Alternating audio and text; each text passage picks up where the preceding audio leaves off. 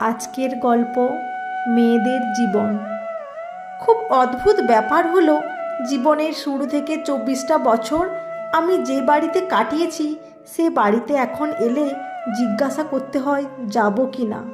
সেই বাড়িতেই আমি বেড়াতে আসি, সেই বাড়ি থেকে ব্যাগ গুছিয়ে বেরিয়ে যেতে হয়। যাওয়ার আগে কয়েকবার দেখে নিতে হয় কিছু ফেলে যাচ্ছি না তো। আর ওই যে আমার স্বাদের ঘরটা, এভাবেই ফেলে যাই আমি। এই ঘরের পর্দা, এই ঘরের বিছানা, আলমারি, ড্রেসিং টেবিল সব আমার খুব কাছের। এই ঘরে এলে আমি চেনা গন্ধ পাই। প্রতিটি কোণ আমার আহ্লাদে আটখানা হয়ে আছে।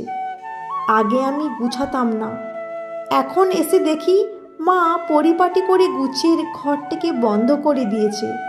না হলে কেউ এসে ঢুকে এলোমেলো করে দিতে পারে এর জন্য।